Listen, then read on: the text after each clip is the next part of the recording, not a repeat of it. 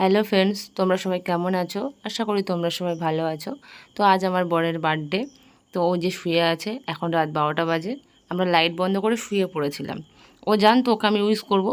ও যেই রাত 12টা বাজতে যায় ফোনটা বন্ধ করে ফোনটা রেখে দিয়ে আর পেছন ঘুরে শুয়ে পড়েছে। আমি উঠে করে পায়েসটা নিয়ে এসেছি। ও জানতো ওকে আমি উইশ করবো, তাই জন্য ও পেছন ঘুরে শুয়েছে। আর ঘুমও পেয়ে গেছে, সারাদিন কষ্ট করে। তো আমি পায়েসটা নিয়ে এসেছি। ওটা ভাবতেও পারেনি যে আমি পায়েস করবো। ও ভেবেছে ওকে আমি উইশ করবো বা ক্যাডবেরি দেবো, যেটা আমি সবসময় দিই। পায়েসটা করবো ভাবতে পারেনি।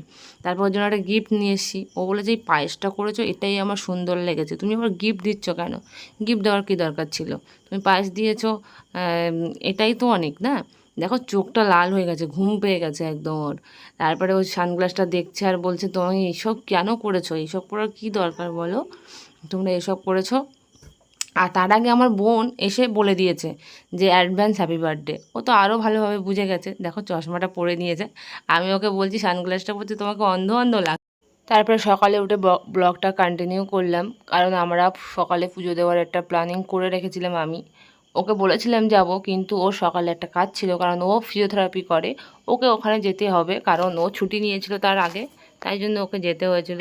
তারপরে একটা টোটোওয়ালাকে ফোন করে বলেছিলাম তাড়াতাড়ি এসো, চেনাশোনো। তারপরে আসার পরে আমরা দুজন ঝটপট করে বেরিয়ে পড়লাম।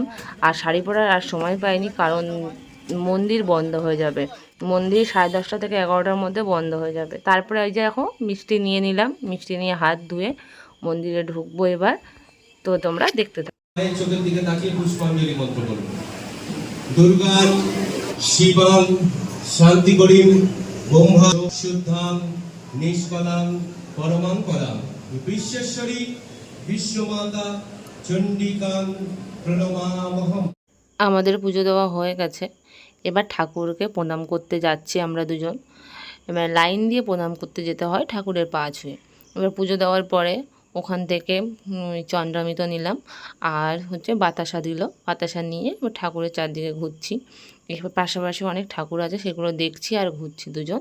আমরা আজকে পুজো দিতে এসেছিলাম, পুজো দেওয়া হয়ে গেছে, পুজো টুজো দেওয়া কমপ্লিট। এবার ঘুরছি এখানে চারদিকটায়। বিপত্তারিণী মন্দির রাজপুরে। তো দেখো ওখানে ঠাকুরের ওখানে ক্যামেরা লাগানো আছে, তো এখানে ডিসপ্লে করা আছে কে প্রণাম করতে যাচ্ছে, সব কিছু বাইরে থেকে দেখা যাবে, বা ঠাকুরকে তোমরা বাইরে থেকে দেখতে পাবে। এটা বিপত্তারিণী মন্দির, এই রাজপুরে। তো আমাদের বাড়ির কাছাকাছি পড়ে, তাই জন্য আমরা কাছাকাছি এই মন্দিরটায় পুজো দিতে চলে গেলাম আমরা দুজন। তো পুজো টুজো দিয়ে আমরা বাইরে বেরিয়ে পড়েছি। ওখানে কিছুক্ষণ বসেই ছিলাম।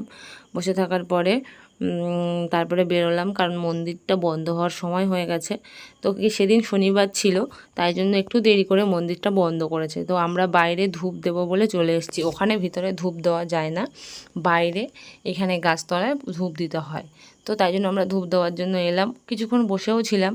তারপর দেখো সবাই ধূপ দিচ্ছে এখানটায়, তো আমরা ধূপ দেওয়ার জন্য চলে এলাম। ধূপ নিয়ে এসেছিলাম বাড়ি থেকে, এখানে আর কিনিনি, কারণ সময় পাবো না বলে আমরা ধূপটা বাড়ির থেকে নিয়ে এসেছিলাম। দেখো এবার ধূপটা ধরিয়ে নিলাম আমরা দুজন। ধরিয়ে নিয়ে এখানে ধূপটা এখানে দিতে হয়, ওই সামনে গাছ আছে, গাছটায় ঘুরিয়ে ঘুরিয়ে সবাই কেমন যার মনস্কামনা যা পূরণ করে তো দিতে হয়। তো তারপরে আমরা এই যে ঘুরিয়ে ঘুরিয়ে করে নিয়ে ধরিয়ে নিয়ে ওখানে ঠাকুরকে প্রণাম করে নিয়ে ধূপটা। আমি তোমাকে বললাম আগে শোনো যে এই একটা কথা মনে রাখবে, এখন নেই 10 দিন তোমার দেখি তারপরে দিকে মায়া আর বাড়াবো না, এই ব্লগটা এখানে শেষ করছি। এরপরে কি কি হচ্ছে আমার বরের বার্থডেতে, তো সেটা তোমাদেরকে নেক্সট পার্টে দেখাবো। তো নেক্সট পার্টটা ধামাকাদার হতে চলেছে, তো দেখতে থাকো। এখানে শেষ করছি ব্লগটা, তো চলো বাই। আর আমার বড় এখন ফটো তুলছে, একটু হাই করে দাও, চলো বাই করে দিই, চলো বাই।